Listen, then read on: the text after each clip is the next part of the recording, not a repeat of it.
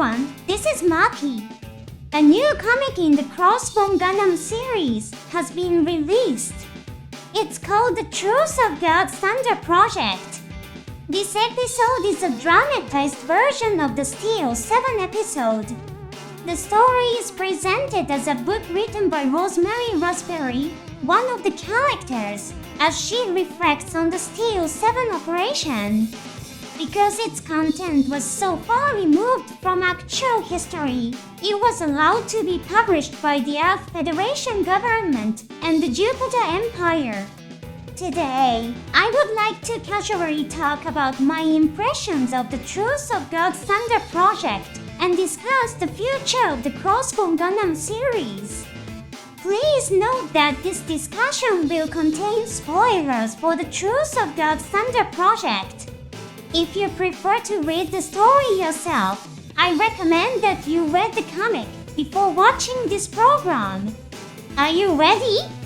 Then let's do battle with the mobile suit forces of the Jupiter Empire.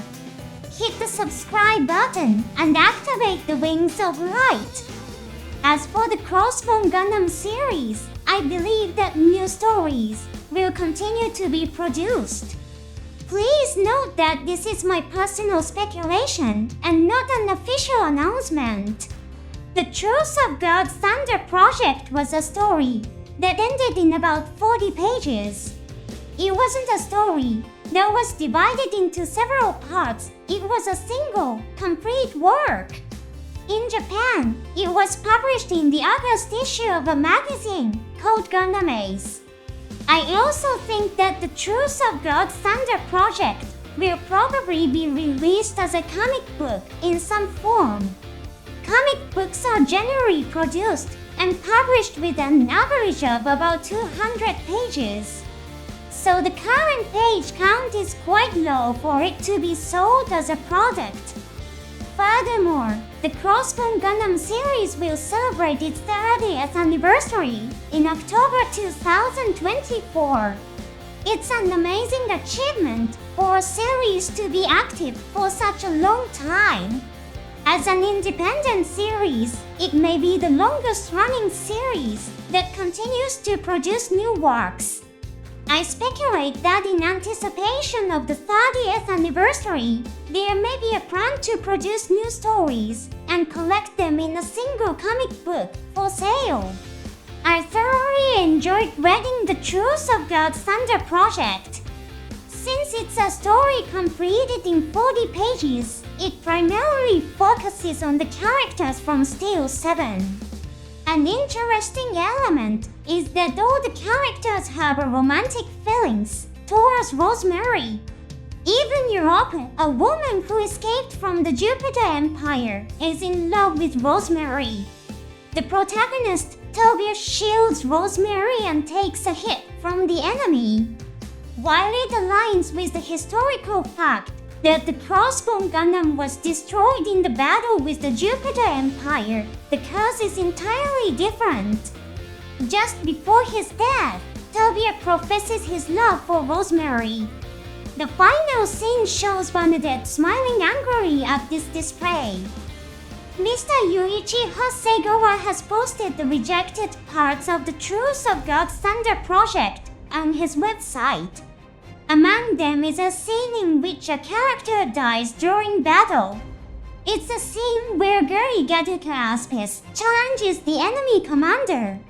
Right after he yells interesting, "I'm going to defeat you," he is defeated. When Rosemary saw this scene, she said, "I told you characters who lick their knives always die quickly." In the Truth of God's Thunder project, Guy is portrayed as a man who constantly licks his knife and speaks in a violent manner.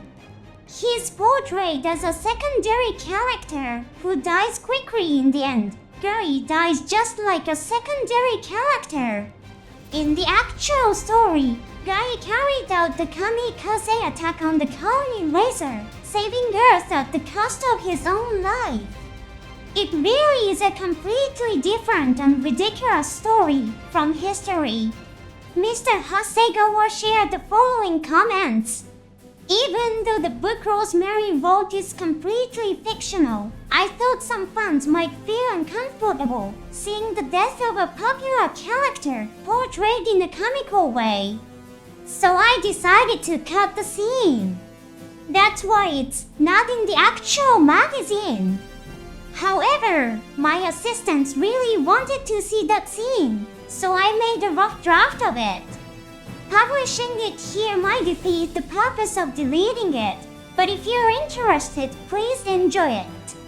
In the scene following Gary's death, Mitchell Dreadnought is also immediately defeated and killed.